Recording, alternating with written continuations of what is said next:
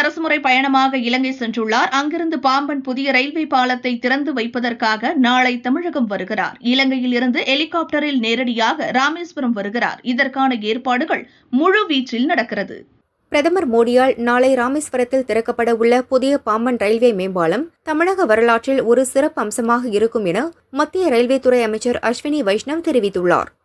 இலங்கையில் பிரதமர் மோடிக்கு அந்நாட்டின் உயரிய விருதான மித்ர விபூஷணா விருது வழங்கப்பட்டது. பிரதமர் மோடிக்கு மித்ர விபூஷணா விருதை இலங்கை அதிபர் அனுர குமார திசாநாயக்க வழங்கினார். இலங்கையின் மித்ர விபூஷன் விருது எனக்கு வழங்கப்பட்டது மகத்தான பெருமைக்குரிய விஷயம். இந்த உயரிய கௌரவம் எனக்கு மட்டுமல்ல, இந்தியாவின் 1.4 பில்லியன் மக்களுக்கு கிடைத்த உயரிய மரியாதை என பிரதமர் மோடி கூறியுள்ளார். இந்த கௌரவத்துக்காக இலங்கை அதிபர் திசாநாயக்கே அரசு மற்றும் மக்கள் அனைவருக்கும் எனது இதயபூர்வமான நன்றியை தெரிவித்துக் கொள்கிறேன் என்றும் தெரிவித்துள்ளார். இலங்கை சென்றுள்ள பிரதமர் நரேந்திர மோடி மீனவர் விவகாரத்தில் மனிதாபிமான நடவடிக்கை தேவை என இலங்கை அதிபரிடம் வலியுறுத்தினார். பிரதமர் மோடி இலங்கை அதிபர் அனுர சந்திப்பிற்கு பின்னர் இரு நாடுகளிடையே பாதுகாப்பு, சுகாதாரம், மருந்து துறைகளில் ஒப்பந்தம் கையெழுத்தானது. அதேபோல் இந்தியா, இலங்கை, ஐக்கிய அரபு அமீரகம் இடையே முத்தரப்பு ஒப்பந்தமும் கையெழுத்தானது. இலங்கை சென்றுள்ள பிரதமர் மோடி அதிபர் அனுர திசாநாயக்கவுடனான பேச்சுவார்த்தைக்கு பின் இருவரும் கூட்டாக செய்தியாளர்களை சந்தித்தனர். அப்போது பேசிய பிரதமர் மோடி, மீனவர்கள் வாழ்வாதார பிரச்சினை குறித்து பேசினோம். மனிதாபிமான அடிப்படையில் மீனவர்கள் பிரச்சினையை அணுக இரு நாடுகளும் ஒப்புக்கொண்டுள்ளோம். கைது செய்யப்பட்ட மீனவர்களை உடனடியாக விடுவிக்கவும், பறிமுதல் செய்யப்பட்ட படகுகளை திருப்பி அனுப்பவும் வலியுறுத்தியுள்ளோம் என கூறினார். கனமழை, வெள்ளம் உள்ளிட்ட பேரிடர்களால் பாதிக்கப்பட்ட தமிழகம், புதுச்சேரி, இமாச்சல பிரதேசம், பீகார் ஆகிய மாநிலங்களுக்கு ரூபாய் 1280 கோடியே 35 லட்சம் பேரிடர் நிவாரண நிதி வழங்க அமித்ஷா தலைமையில் நடந்த உயர்மட்ட குழு கூட்டத்தில் ஒப்புதல் அளிக்கப்பட்டது.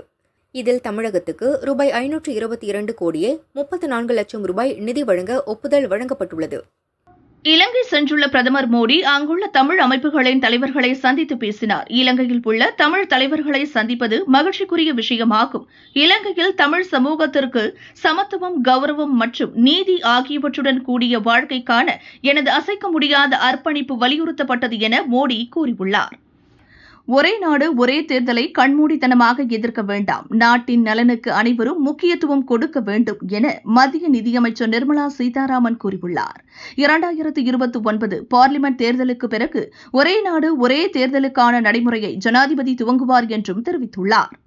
2024-25 ஆண்டில் மற்ற மாநிலங்களை காட்டிலும் பொருளாதார வளர்ச்சி விகிதத்தில் தமிழகம் 9.69% என்ற புதிய உச்சத்தை எட்டியுள்ளதாக மத்திய அரசின் திட்ட அமலாக்கத்துறை தகவல் தெரிவித்துள்ளது.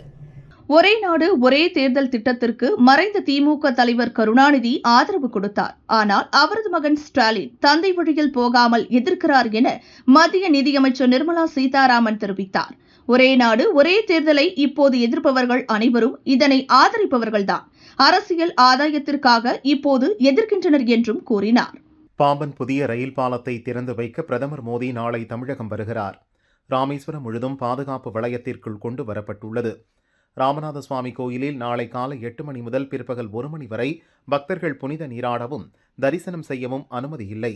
பிற்பகல் 3:30 மணிக்கு மேல் அனுமதிக்கப்படுவார்கள் என கோயில் இணை ஆணையர் தெரிவித்துள்ளார். 2 நாள் கள ஆய்வு பயணமாக முதல்வர் ஸ்டாலின் இன்று நீலகிரி செல்கிறார். ஊட்டி அருகே உள்ள ஃபிங்கர் போஸ்ட் பகுதியில் கட்டப்பட்டுள்ள அரசு மருத்துவக் கல்லூரி மருத்துவமனையை நாளை திறந்து வைக்கிறார். தொடர்ந்து நலத்திட்ட உதவிகள் வழங்கி பேசுகிறார். திமுக அரசு பொறுப்பேற்றது முதல் பல கோயில்களில் திருப்பணிகள் முறையாக நடக்கவில்லை. அரைகுறை பணிகளால் கும்பாபிஷேகம் முடிந்தும் பல கோயில்கள் பழுதான நிலையிலேயே உள்ளது என இந்து முன்னணி மாநில தலைவர் காடேஸ்வரா சுப்பிரமணியம் தெரிவித்துள்ளார். தமிழக முதல்வர் இத்தனை ஆயிரம் கோயிலில் கும்பாபிஷேகம் நடந்தது என்று வெற்று தம்பட்டம் அடித்து பெருமை பேசுவதை விடுத்து கோயில்களில் உரிய காலத்தில் முறையான திருப்பணிகள் நடக்க நடவடிக்கை எடுக்க வேண்டும் என அவர் வலியுறுத்தியுள்ளார். 2026 சட்டசபை தேர்தலுக்கு சீமான் தனியாக வியூகம் அமைக்கும் தகவல் வெளியாகியுள்ளது. ஓட்டு விகிதத்தை 15 முதல் 20% உயர்த்த சீமான் வியூகம் அமைப்பதாக கூறப்படுகிறது. ஏபிசிடி எதிர்ப்பு ஃபார்முலாவை சீமான் கையில் எடுத்திருப்பதாக நாம் தமிழர் கட்சி மாநில நிர்வாகிகள் கூறுகின்றனர். அதாவது A AIADMK, B Bharatiya Janata, C Congress, D திமுகவை குறிக்கும். இந்த 4 கட்சிகளையும் கடுமையாக எதிர்க்க சீமான் முடிவு செய்துள்ளார். பிரதமர் மோடி நாளை தமிழகம் வருகிறார். பின்னர் ஹெலிகாப்டரில் மதுரை ஏர்போர்ட் சென்று அங்கிருந்து டில்லி செல்கிறார். டில்லி செல்வதற்கு முன் ஏர்போர்ட்டில் வைத்து பிரதமர் மோடியை சந்திக்க ஓபிஎஸ், இபிஎஸ் நேரம் கேட்டதாகவும் நேரம் ஒதுக்கப்பட்டு விட்டதாகவும் தகவல் வெளியானது. ஆனால் பழனிசாமி தரப்பினர் இதை மறுத்துள்ளனர். அப்படி எந்த நிகழ்வும் நடக்கவில்லை என அவர்கள் உறுதியாக கூறுகின்றனர். பாரதிய ஜனதாவுடனான கூட்டணி விஷயத்தில் பழனிசாமி முரண்பட்ட கருத்துடன் இருக்கிறார் எனவும் அவருக்கு நெருக்கமானவர்கள் கூறினர். 2018 முதல் 2020 வரை மீன்பிடிக்க சென்ற தமிழக மீனவர்களின் 74 விசைப்படகுகளை எல்லை தாண்டி மீன்பிடித்ததாக இலங்கை கடற்படை சிறைப்பிடித்தது. அந்த படகுகளை யாழ்ப்பாணம் முதல் மன்னார் வரை உள்ள நடுக்கடலில் மூழ்கடிக்க இலங்கை அரசு முடிவு செய்துள்ளது. இலங்கை அரசின் இந்த முடிவை மத்திய மாநில அரசுகள் உடனடியாக தடுத்து நிறுத்த வேண்டும் என ராமேஸ்வரம் மீனவர்கள் கோரிக்கை வைத்துள்ளனர். சேலம் பெரியார் பல்கலை துணைவேந்தராக இருப்பவர் ஆர். ஜெகநாதன். இவர் ஜாதி பெயரை குறிப்பிட்டு பேசியதாக வன்கொடுமை தடுப்பு சட்டத்தின் கீழ் வழக்கு பதியப்பட்டது. இந்த வழக்கை ரத்து செய்ய கோரி ஹைகோர்ட்டில் ஜெகநாதன், பதிவாளர் தங்கவேல் உள்ளிட்டோர் மனு தாக்கல் செய்தனர். இருதரப்பு வாதங்களை கேட்ட நீதிபதி வழக்கை ரத்து செய்ய மறுத்து மனுக்களை தள்ளுபடி செய்து உத்தரவிட்டார். கரூர் வெண்ணெய்மலையில் உள்ள தனியார் கல்லூரியில் ஆண்டு விழாவை ஒட்டி நிகழ்ச்சிகள் நடைபெற்றன. அதில் கருப்பண்ணசாமி மற்றும் அம்மன் பாடல்களுக்கு மாணவ மாணவிகள் மேடையில் சாமி வேடமிட்டு நடனமாடினர். அப்போது பார்வையாளர்கள் பக்கத்தில் இருந்த ஒரு சில மாணவ மாணவிகள் அருள் வந்து சாமி ஆடினர். சக மாணவிகள், ஆசிரியைகள் அவர்களை பிடித்து திருநீறு பூசி சாந்தப்படுத்தி அங்கிருந்து அழைத்துச் சென்றனர். தேனி மாவட்டம் பெரியகுளம் அருகே கும்பக்கரை அருவியின் நீர்பிடிப்பு பகுதிகளில் கனமழை பெய்தது. இதனால் கும்பக்கரை அருவியில் நீர்வரத்து அதிகரித்து வெள்ளப்பெருக்கு ஏற்பட்டது.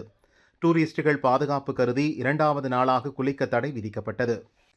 மயிலாடுதுறை மாவட்டம் திருக்கடையூர் ஸ்ரீ அபிராமி சமேத ஸ்ரீ அமிர்தகடேஸ்வரர் கோயிலில் சட்ட அமைச்சர் ரகுபதி உறவினரின் திருமண நிகழ்வுக்காக வந்தார். கோபூஜை, கஜபூஜை செய்து கள்ளவாரண விநாயகர், காலசம்ஹாரமூர்த்தி, அமிர்தகடேஸ்வரர், அபிராமி அம்மன் உள்ளிட்ட சன்னதிகளுக்கு சென்று சுவாமி தரிசனம் செய்து வழிபட்டார். தோலில் சிவப்பு நிற அரிப்புடன் ஏற்படும் தக்காளி காய்ச்சல் பரவ துவங்கி இருப்பதால் எச்சரிக்கை அவசியம் என பொது சுகாதார நிபுணர் குழந்தைசாமி அறிவுறுத்தியுள்ளார். தக்காளி காய்ச்சல் முதலில் தொண்டை வலி ஏற்பட்டு ஓரிரு நாட்களில் காய்ச்சலாகவும், பின் கை கால் பாதங்களில் கொப்புளம் மற்றும் அரிப்புடன் சிவப்பு நிறத்தில் மாறுதல் ஏற்படும். இதற்கு குழந்தைகளே அதிகளவில் பாதிக்கப்படுகின்றனர். ஏதேனும் அறிகுறிகள் தென்பட்டால் உடனே சிகிச்சை பெற வேண்டும் என தெரிவித்தார். சென்னையில் ஆபரண தங்கத்தின் விலை 2வது நாளாக குறைந்துள்ளது. சவரனுக்கு 720 ரூபாய் குறைந்து 66,480 ரூபாய்க்கு விற்பனையாகிறது. 1 கிராம் 8,310 ரூபாய்க்கு விற்கப்படுகிறது. வெள்ளியின் விலையும் சரிவை சந்தித்துள்ளது. கிராமுக்கு 5 ரூபாய் குறைந்து 1 கிராம் 103 ரூபாய்க்கு விற்பனை செய்யப்படுகிறது. சென்னை மாவட்ட உணவு பாதுகாப்புத்துறை அதிகாரி சதீஷ்குமார் பணியிட மாற்றம் செய்யப்பட்டுள்ளார். மருத்துவம் மற்றும் ஊரக நலப்பணிகள் இயக்ககத்துக்கு மாற்றப்பட்டுள்ளார். திருவள்ளூர் மாவட்ட உணவு பாதுகாப்புத்துறை அதிகாரி போஸ் சென்னை மாவட்டத்தை கூடுதலாக கவனிக்க உள்ளார். மாணவர்கள் படித்துவிட்டு அரசு வேலையை மட்டுமே நம்பி இருக்காமல் புதிய தொழில் தொடங்க முன்வர வேண்டும் என புதுச்சேரி முதல்வர் ரங்கசாமி கேட்டுக்கொண்டார். புதிய தொழில்களை தொடங்கும் போதுதான் பலருக்கு வேலைவாய்ப்பு உருவாக்கி கொடுக்க முடியும் என்ற நம்பிக்கையோடு படிக்க வேண்டும் என்று கூறினார். திருப்பூரில் நேற்றிரவு வெளுத்து வாங்கிய கனமழையால் பல்வேறு பகுதிகளில் வெள்ள நீர் பெருக்கெடுத்து ஓடியது. அறிவொளி நகரில் குடியிருப்பு பகுதிக்குள் மழைநீர் புகுந்து குளம் போல் தேங்கியது. பொதுமக்கள் பெரிதும் அவதிப்பட்டனர். மாநகராட்சி ஊழியர்கள் மழைநீரை வெளியேற்றும் பணியில் ஈடுபட்டனர். திருப்பூர் மாவட்டத்தில் மட்டும் 777.60 மில்லிமீட்டர் மழை பதிவாகியுள்ளது.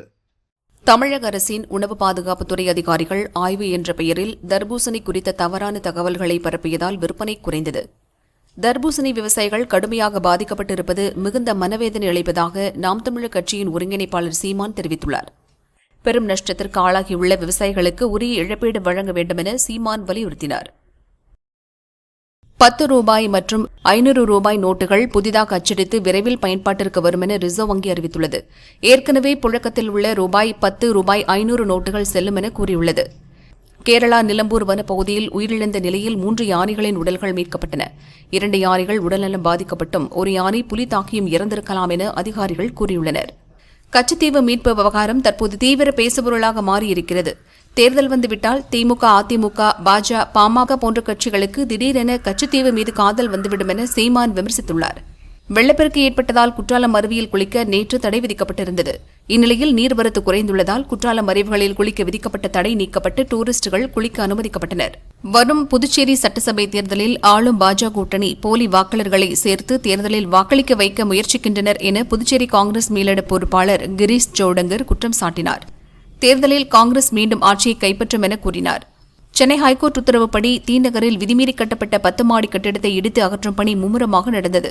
3 மாடி கட்டிட அனுமதி பெற்றுவிட்டு 10 மாடி கட்டிடம் கட்டியதாக குற்றச்சாட்டு எழுந்த நிலையில் உரிய பாதுகாப்பு அம்சங்களுடன் 10 மாடி கட்டிடத்தை இடிக்கும் பணியில் சிஎம்டிஏ ஈடுபட்டது. புதுச்சேரி காரைக்கால் கோவில்பத்து ஸ்ரீ கோதண்டராம சுவாமி கோயில் ஸ்ரீ ராமநவமி பிரம்மோற்சவ விழா விமரிசையாக நடக்கிறது. 7ஆம் நாளான நேற்று ஸ்ரீ கோதண்டராமர் யானை வாகனத்தில் வீதி உலா வந்து பக்தர்களுக்கு அருள் பாலித்தார். தொடர்ந்து ஸ்ரீ சீதா ராம கல்யாண உற்சவம் நடைபெற்றது. கோவை மாவட்டம் பொள்ளாச்சி அருகே ஆச்சிப்பட்டி ஜியோ பெட்ரோல் பங்கில் கேனில் பெட்ரோல் தர மறுத்ததாலும் பங்கில் சிகரெட் பிடித்தவர்களை தட்டி கேட்டதாலும் காரில் வந்த இளைஞர்கள் 6 பேர் மதுபோதையில் பங்கு ஊழியர்களை இரும்பு கம்பியால் சரமாரியாக தாக்கிவிட்டு தப்பியோடினர். தகவலறிந்த போலீசார் சிசிடிவி காட்சிகளை வைத்து விசாரித்து வந்த நிலையில் போத்தனூர் பகுதியைச் சேர்ந்த அசில், முகமது ஷாருக்கான், அப்துல் ஹபர், பிராங்க்லின் ஜோஸ்பா, நதீம் பாட்ஷா மற்றும் முகமது ஜாஃபர் ஆகிய 6 பேரை கைது செய்து சிறையில் அடைத்தனர்.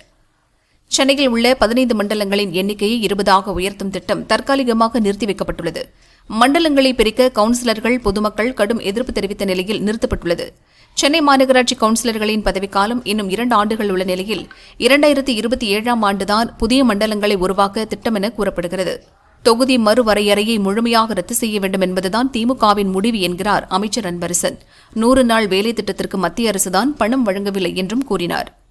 தேனி மாவட்டம் ஆண்டிப்பட்டி அருகே உள்ள வருசநாடு வனப்பகுதிகளில் விடிய விடிய கனமழை பெய்தது. இதனால் மூல வைகை ஆற்றில் மீண்டும் நீர்வரத்து அதிகரித்துள்ளது. நிலத்தடி நீர்மட்டத்தை நம்பியுள்ள 100க்கும் மேற்பட்ட மலை கிராம மக்கள் மகிழ்ச்சியடைந்துள்ளனர். கோவை மாவட்டம் சூலூர் அருகே கரும்பத்தம்பட்டி நகராட்சி கிருஷ்ணாபுரம் நீர்வழி பாதையில் நள்ளிரவில் குப்பை கொட்ட வந்த ஆட்டோவை தன்னார்வலர்கள் மற்றும் அப்பகுதி மக்கள் சேர்ந்து சிறைபிடித்து நகராட்சி அலுவலகத்தில் ஒப்படைத்தனர். குழுவாக செயல்பட்ட தன்னார்வலர்கள் மற்றும் பொதுமக்களை நகராட்சி கமிஷனர் பாரதி பாராட்டினார். குப்பைகளை கொட்டும் வாகனங்களுக்கு கடுமையான அபராதம் அல்லது அதிகாரிகளுடன் கலந்து ஆலோசித்து வேறு நடவடிக்கை எடுக்கப்படும் என தெரிவித்தார். அந்நிய செலவாணி முறைகேடு வழக்கில் எம்புரான் பட தயாரிப்பாளருக்கு சொந்தமான கோகுலம் சிட்ஃபண்ட் நிறுவனத்தில் நடந்த சோதனையில் 1.5 கோடி ரூபாய் பணம் பறிமுதல் செய்யப்பட்டுள்ளதாக அமலாக்கத்துறை தெரிவித்துள்ளது. மேலும் சென்னை, கோழிக்கோடு உள்ளிட்ட 4 இடங்களிலிருந்து முக்கிய ஆவணங்கள் கைப்பற்றப்பட்டதாகவும் கூறப்பட்டுள்ளது. Tiruchi Kattur Sri Paramahamsa PHL nursery primary school ஆண்டு விழாவில் சிறு குழந்தைகள் ஏராளமான யோகாசனங்களை செய்து அனைவரையும் அசத்தினர். பரதநாட்டியம், பானை மீது அமர்ந்து ஆசனம், கயிறு மீது ஏறி யோகாசனங்களை செய்து மெய்சிலிர்க்க வைத்தனர். பள்ளிக் கல்வித்துறை சார்பில் தாக்கல் செய்யப்பட்ட மேல்முறையீட்டு மனுவில் சிறுபான்மையினர் கல்வி நிறுவனங்களிலும் ஆசிரியர் பணிக்கு டெட் தேர்வு தேர்ச்சி கட்டாயம் என ஹைகோர்ட் மதுரை கிளை உத்தரவிட்டுள்ளது. அதேபோல் குறைந்தபட்ச கல்வி தகுதியை நிர்ணயிக்க அரசுக்கு அதிகாரம் உள்ளது என்றும் கோர்ட் கருத்து தெரிவித்தது. தேனி மாவட்டம் போடிநாயக்கனூர், குரங்கணி, கொட்டக்குடி, பிச்சாந்தரையில் விடிய விடிய கனமழை பெய்தது. இதனால் அணை பிள்ளையார் தடுப்பணை நீர்வீழ்ச்சியில் நீர்வரத்து அதிகரித்துள்ளது. இதனால் கண்மாய் நீரை பயன்படுத்தும் விவசாயிகள் மகிழ்ச்சியடைந்தனர். திருப்பூர் மாவட்டம் பெருமாநல்லூர் அருகே ஐயம்பாளையத்தில் செயல்பட்டு வரும் பனியன் கம்பெனியில் திடீரென தீ விபத்து ஏற்பட்டது. தகவல் அறிந்த தீயணைப்புத் துறையினர் 2 மணி நேரம் போராடி தீயை அணைத்தனர். கம்பெனியில் இருந்த பின்னலாடை இயந்திரங்கள் மற்றும் துணிகள் என பல லட்சம் ரூபாய் மதிப்பிலான பொருட்கள் தீயில் எரிந்து சேதமானது. தீ விபத்து குறித்து பெருமாநல்லூர் போலீசார் விசாரிக்கின்றனர். தஞ்சாவூர் பழைய பஸ் நிலையம் பகுதியில் இன்று திமுக மகளிர் அணி கூட்டம் நடந்தது. அப்போது அங்கிருந்து அண்ணாதுரை சிலை மீது மர்ம நபர்கள் பாஜக, திமுக கொடிகளை இணைத்து போர்த்தி இருந்ததால் பரபரப்பு ஏற்பட்டது. உடனே தகவல் அறிந்து வந்த கட்சியினர் கொடிகளை அகற்றியுள்ளனர். தஞ்சை மேற்கு போலீசார் விசாரிக்கின்றனர். சிவகங்கை மாவட்டம் சிங்கம்புணரி சிலநீர்பட்டி கண்மாயில் மீன்பிடி திருவிழா கோலாகலமாக நடந்தது. விரால், கட்லா, கெண்டை உள்ளிட்ட மீன்கள் கிடைத்ததால் கிராம மக்கள் மகிழ்ச்சியுடன் பிடித்து சென்றனர். திருப்பூர் மாவட்டம் முழுவதும் பல்வேறு பகுதிகளில் பெய்த கனமழையால் காளிப்பாளையம் குட்டை நிரம்பி உபரி நீர் வெளியேறியது. இந்த உபரி நீரானது காளிப்பாளையம் திருப்பூர் சாலையின் தாழ்வான பகுதி நீரில் மூழ்கியது. இதனால் அப்பகுதியில் போக்குவரத்து பாதித்தது. அதேபோல் கோல்டன் சிட்டி குடியிருப்பு பகுதியில் மின்கம்பம் ஒன்று சாலையின் குறுக்கே சாய்ந்தது. வாகன ஓட்டிகள் பெரிதும் பாதிக்கப்பட்டனர். அப்பகுதியில் மின்சாரம் துண்டிக்கப்பட்டது. திண்டுக்கல் மாவட்டம் மன்னவனூர் சுற்றுலா மையத்தில் பராமரிப்பு பணிகள் முடிந்த நிலையில் மீண்டும் வழக்கம் போல டூரிஸ்டுகள் கண்டுகளிக்க அனுமதி அளிக்கப்பட்டுள்ளது. கொடைக்கானல் மன்னவனூர் வனச்சரகம் சார்பில் அறிவிக்கப்பட்டுள்ளது. மயிலாடுதுறை திருச்சி விரைவு ரயில் பாபநாசம் ரயில் நிலையத்தில் 100 மீட்டர் தூரம் நிற்காமல் சென்றதால் வேலைக்கு செல்ல காத்திருந்த பயணிகள் அதிர்ச்சியடைந்தனர். பின்னர் தான் தவறு உணரப்பட்டு அந்த ரயில் பாதி வழியில் நிறுத்தி பின்னோக்கி இயக்கப்பட்டு மீண்டும் பாபநாசம் ரயில் நிலையம் திரும்பி வந்து அதன் பின் பயணிகளை ஏற்றி சென்றது. ரயில் நிற்காமல் சென்று பின்னர் பின்னோக்கி இயக்கப்பட்டு பயணிகளை ஏற்றி சென்ற வீடியோ சோசியல் மீடியாக்களில் வைரலாகி வருகிறது. தேனி மாவட்டம் பெரியகுளம் பகுதியில் குடிநீர் ஆதாரமாகவும் பாசனத்திற்கும் உள்ள சோத்துப்பாறை அணை நீர்பிடிப்பு பகுதிகளில் பெய்த மழையால் அணைக்கு நீர்வரத்து அதிகரித்தது. இதனால் அணையின் நீர்மட்டம் 65 அடியிலிருந்து 81 அடியாக உயர்ந்துள்ளது. ஒரே நாள் இரவில் 16 அடி உயர்ந்துள்ளது. சட்டசபையில் ஜனநாயகம் படுகொலை செய்யப்பட்டு திமுகவை பாராட்டும் இடமாக மாறியுள்ளதாக எதிர்க்கட்சி துணைத் தலைவர் உதயகுமார் தெரிவித்தார். தாதுமணல் விதிமீறலில் தொடர்புடைய அரசு அதிகாரிகளை விசாரிக்க கோர்ட் உத்தரவிட்டிருந்த நிலையில் தாதுமணல் முறைகேடு தொடர்பாக சென்னை, திசையன்விளை உள்ளிட்ட 4 இடங்களில் உள்ள தாதுமணல் ஆலைகள் அலுவலகங்களில் 20க்கும் மேற்பட்ட சிபிஐ அதிகாரிகள் சோதனை மேற்கொண்டனர். தேனி மாவட்டம் கம்பம் பகுதியில் கனமழை காரணமாக 5 வீடுகளின் சுவர்கள் இடிந்து விழுந்தன. நல்வாய்ப்பாக வீட்டில் இருந்த யாருக்கும் காயம் ஏற்படவில்லை என தகவல் வெளியாகியுள்ளது. கம்பம் நகராட்சி ஆணையர் எம்எல்ஏ உள்ளிட்டோர் சம்பவ இடத்தில் ஆய்வு நடத்தினர். மேலும் மழைநீர் புகுந்ததால் நகராட்சி பள்ளி வகுப்பறைகள் சேதமடைந்துள்ளன. பொருளாதார வளர்ச்சியில் தமிழகத்தின் உயர்வுக்கு மிக முக்கிய காரணம் மற்ற மாநிலங்களை காட்டிலும் உற்பத்தி மற்றும் சேவைத்துறை இரண்டிலும் சரிசமமாக கவனம் செலுத்தியதால் தான் என அமைச்சர் டிஆர்பி ராஜா மகிழ்ச்சியுடன் கூறினார். மேலும் மத்திய அரசு நிதியை தராவிட்டாலும் என் மாநிலத்தை நான் பார்த்துக் கொள்கிறேன் என முதல்வர் ஸ்டாலின் சிறப்பான வளர்ச்சியை கொடுத்துள்ளார் என பெருமிதம் தெரிவித்தார். புதுச்சேரி சட்டசபை அருகே பணி நிரந்தரம் செய்ய கோரி அரசு பள்ளி ஒப்பந்த ஆசிரியர்கள் 300க்கும் மேற்பட்டோர் 4வது நாளாக போராட்டத்தில் ஈடுபட்டனர். போலீசார் கைது செய்வோம் என கூறியதால் அனைவரும் கதறி எழுந்தனர். திடீரென 6 பெண் ஆசிரியர்கள் மயக்கமடைந்ததால் பரபரப்பு ஏற்பட்டது. நாமக்கல் மாவட்டம் ராசிபுரம் அடுத்த மெட்டாலா பகுதியில் டிரைவரின் கட்டுப்பாட்டை இழந்த லாரி ஒன்று சாலையோரம் டீக்கடைக்குள் புகுந்து விபத்துக்குள்ளானது. குழந்தை உட்பட படுகாயமடைந்த 5 பேரை ராசிபுரம் அரசு மருத்துவமனை மற்றும் தனியார் மருத்துவமனையில் சிகிச்சைக்காக சேர்த்தனர். ஸ்டாலின் தயாரிப்பில் உதயநிதி நடித்து வெளியிடுகிற நீட் ரத்து என்கிற படம் மக்களிடத்தில் தோல்வியைத்தான் பெறும் என முன்னாள் அமைச்சர் உதயகுமார் தெரிவித்தார். இனிமேலும் இந்த படத்தை பார்த்து ஏமாறுவதற்கு மக்கள் தயாராக இல்லை என அவர் கூறினார். வக்ஃபு வாரிய சொத்துக்களை தொடர்ந்து தேவாலய சொத்துக்களுக்கு RSS குறிவைப்பதாக டெலிகிராஃப் இதழில் வெளியான செய்தியை சுட்டிக்காட்டி பார்லிமெண்ட் எதிர்க்கட்சித் தலைவர் ராகுல் பரபரப்பு குற்றச்சாட்டை முன்வைத்துள்ளார். மேலும் இந்திய அரசியலமைப்பு சட்டத்தை பாதுகாப்பது நம் அனைவரின் கூட்டு பொறுப்பாகும் எனவும் வக்ஃபு மசோதா முஸ்லிம்கள் மீதான தாக்குதல் என நான் ஏற்கனவே கூறியிருந்தேன் என்றும் ராகுல் பதிவிட்டுள்ளார். திருப்பூர் கொங்கு மெயின் ரோட்டில் இயங்கி வரும் தனியார் கோன் வைண்டிங் நிறுவனத்திற்குள் மழைநீர் புகுந்ததால் வைண்டிங் இயந்திரங்கள் மற்றும் நூல் கோன்கள் தண்ணீரில் மூழ்கியது. பல லட்சம் மதிப்பிலான இயந்திரங்கள் மற்றும் நூல்கள் சேதமானதால் உரிமையாளர் வேதனை தெரிவித்துள்ளார். கச்சத்தீவு விவகாரத்தில் முதல்வர் ஸ்டாலின் நாடகம் ஆடுவதாக பாரதிய ஜனதா மூத்த தலைவர் தமிழிசை குற்றம் சாட்டியுள்ளார். இந்தியாவின் ஒரு அங்கமாக இருந்த கச்சத்தீவை தாரை வார்த்தது நீங்கள் தானே, அதை மீட்டெடுப்பதற்கு மத்தியில் ஆட்சியில் இருந்தபோது என்ன செய்தீர்கள் என தமிழிசை கேள்வி எழுப்பியுள்ளார். தமிழக உணவு பாதுகாப்புத்துறை அதிகாரிகளின் பொய் பிரச்சாரத்தால் தர்பூசணி விவசாயிகள் பெரும் நஷ்டத்துக்கு ஆளாகியுள்ளனர். அவர்களுக்கு உரிய இழப்பீடு வழங்க வேண்டும் என நாம் தமிழர் கட்சியின் தலைமை ஒருங்கிணைப்பாளர் சீமான் வலியுறுத்தியுள்ளார். குடிமைப் பொருள் துறை டிஜிபி சீமா அகர்வாலை தீயணைப்புத்துறை இயக்குநராக நியமனம் செய்து தமிழக அரசு அறிவித்துள்ளது. குடிமைப் பொருள் துறை ஐஜியாக இருந்த ரூபேஷ்குமார் மீனா அதே துறையின் டிஜிபியாக நியமனம் செய்யப்பட்டுள்ளார். லஞ்சம் ஊழல் கண்காணிப்புத்துறை ஐஜி சந்தோஷ்குமார் பொருளாதார குற்றப்பிரிவு ஐஜியாக நியமனம் செய்யப்பட்டுள்ளார். அதேபோல் சென்னை அமலாக்கப் பிரிவு ஐஜியாக கபில் குமார் சரத்கரை நியமனம் செய்து தமிழக அரசு அறிவித்துள்ளது.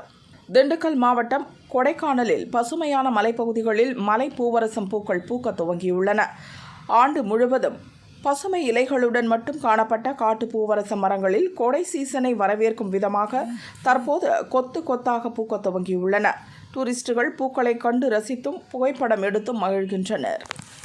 தேனி மாவட்டம் உத்தமபாளையத்தில் மங்களதேவி கண்ணகி கோயில் சித்ரா பௌர்ணமி திருவிழா நடத்துவது தொடர்பான முதல் ஆலோசனைக் கூட்டம் வருவாய் கோட்டாட்சியர் தலைமையில் நடைபெற்றது. உத்தமபாளையம் காவல்துறை துணை கண்காணிப்பாளர் மற்றும் வனத்துறை, காவல்துறை, வருவாய்த்துறை உள்ளிட்ட பல்வேறு துறை சார்ந்த அதிகாரிகள் பலர் கலந்து கொண்டனர். விஜய் குற்றச்சாட்டு குறித்து ஜனநாயகத்தில் யார் வேண்டுமானாலும் எது வேண்டுமானாலும் பேசலாம் என அமைச்சர் நேரு தெரிவித்தார். போர்க்களத்தில் மக்கள் முடிவு செய்வார்கள். மக்களை சந்திக்க நாங்கள் தயாராக உள்ளோம். கண்டிப்பாக வெற்றி பெறுவோம் என அவர் கூறினார். திண்டுக்கல் மாவட்டம் கொடைக்கானல் மற்றும் அதன் சுற்றுவட்டார பகுதிகளில் கனமழையின் காரணமாக வெள்ளி நீர்வீழ்ச்சி அருவி, பாம்பார் அருவி, வட்டக்கானல் அருவி ஆகிய அருவிகளில் நீர்வரத்து அதிகரித்துள்ளது. டூரிஸ்டுகள் அருவிகள் அருகே நின்று செல்ஃபி, புகைப்படம் எடுத்து மகிழ்ந்தனர். திருச்சி மாவட்டம் துறையூர் வேளாண்மை ஒழுங்குமுறை விற்பனை கூடத்தில் பருத்தி ஏலம் நடைபெற்றது. சுற்றுவட்டார பகுதிகளைச் சேர்ந்த விவசாயிகள் கொண்டு வந்த 1653.32 குவிண்டால் பருத்தி 1,13,24,052 ரூபாய்க்கு ஏலம் விடப்பட்டது. அதிகபட்சம் ஒரு குவிண்டால் 7,799க்கும் குறைந்தபட்சமாக 6,849 ரூபாய்க்கும் ஏலம் விடப்பட்டது.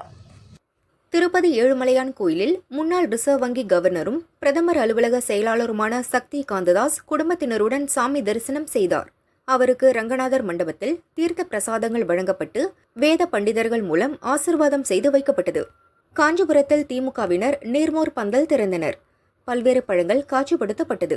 அங்கு வந்த பொதுமக்கள் பழங்கள் அனைத்தையும் மூட்டை கட்டி கொண்டு சென்றனர். தண்ணீர் பந்தல் நிகழ்ச்சி 2 நிமிடங்களில் முடிந்தது. அண்ணா பல்கலைக்கழக மாணவி பாலியல் வன்கொடுமை வழக்கிலிருந்து தன்னை விடுவிக்க கோரி ஞானசேகரன் மனு அளித்துள்ளார்.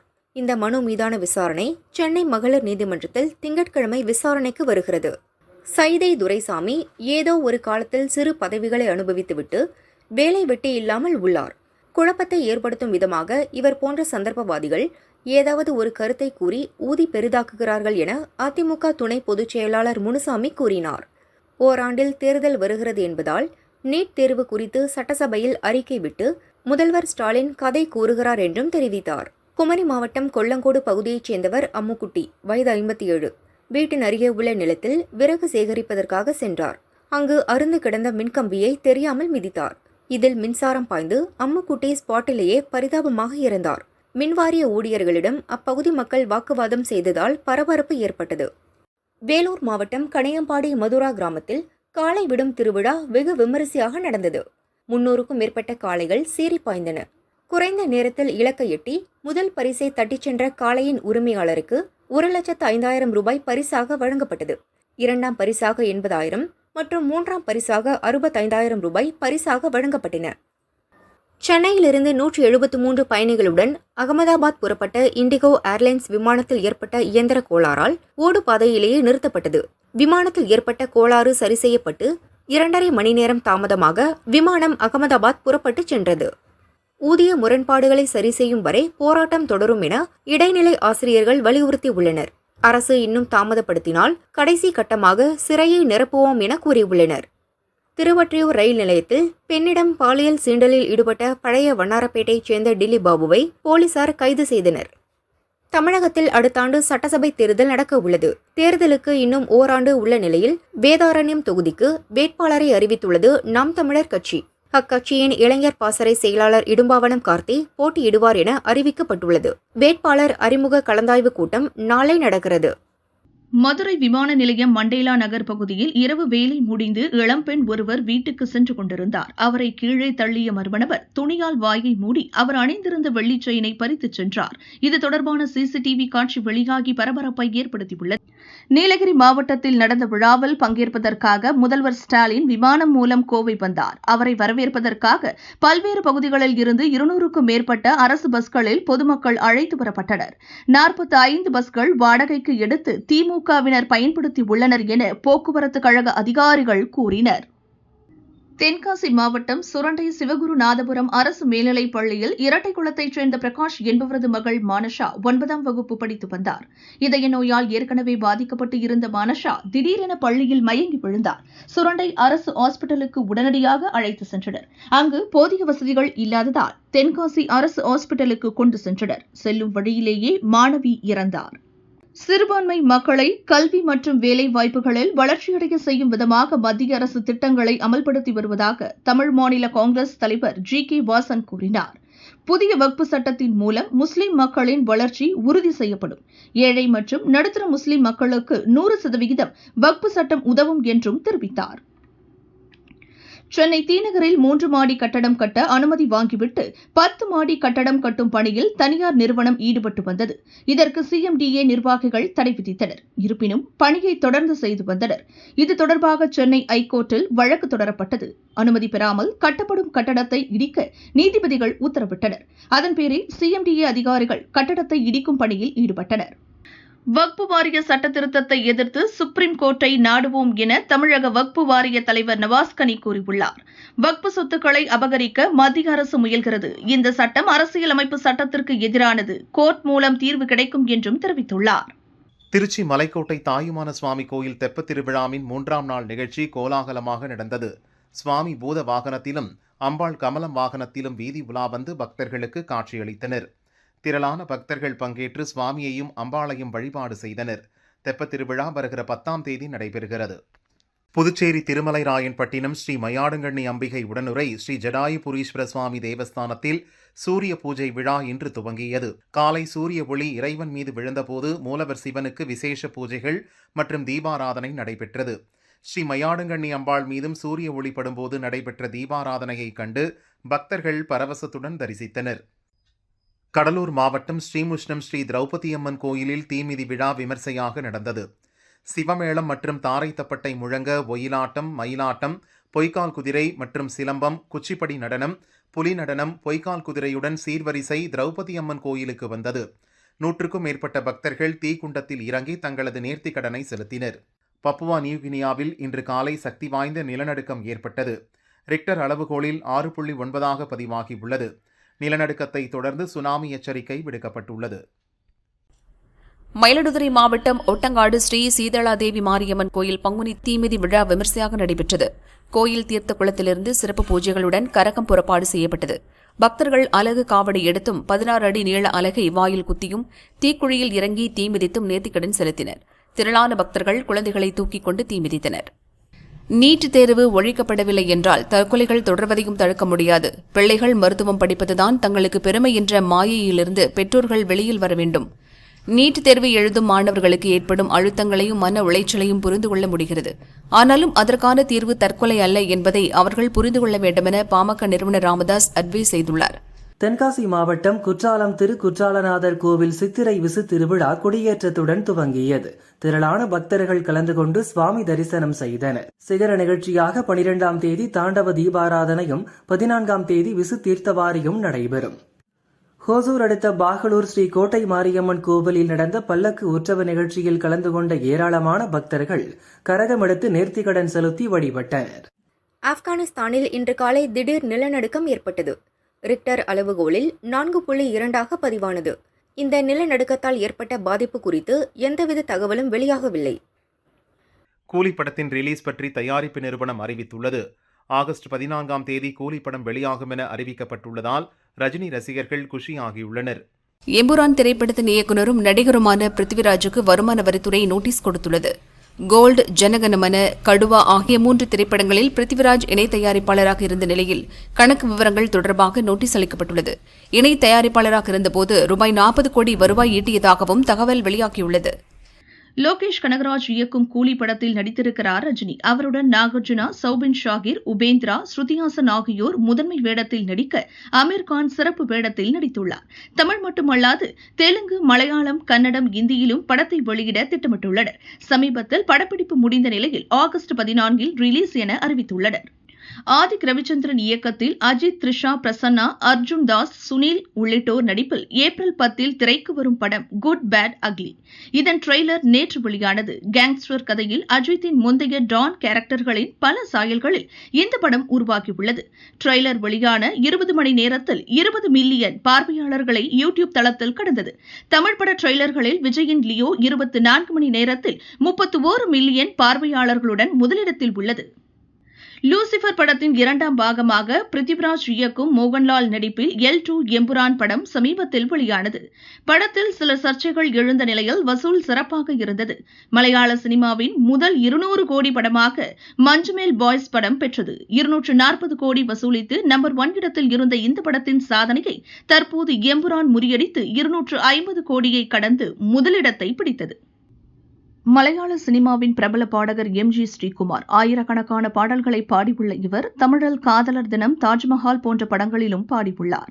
கொச்சியில் இவர் வசிக்கும் வீட்டின் பின்புறம் ஓடும் ஆற்றில் குப்பையை கொட்டியதாக கூறி நகராட்சி நிர்வாகம் இவருக்கு 25,000 ரூபாய் அபராதம் விதித்துள்ளது. அபராதத்தையும் ஸ்ரீகுமார் கட்டிவிட்டாராம்.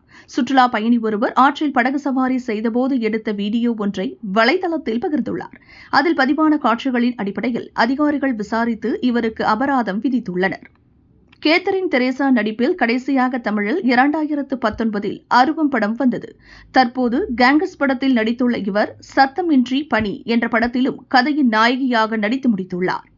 வி என் ஆதித்யா இயக்கியுள்ளார். இவர் கூறுகையில், மனித உயிர் எவ்வளவு முக்கியமோ அதைப் போலவே மற்ற உயிரினங்களின் உயிரும் முக்கியம் என்பதை வலியுறுத்தும் படம். இது ஒரு சஸ்பென்ஸ் த்ரில்லராக இருக்கும் என்றார்.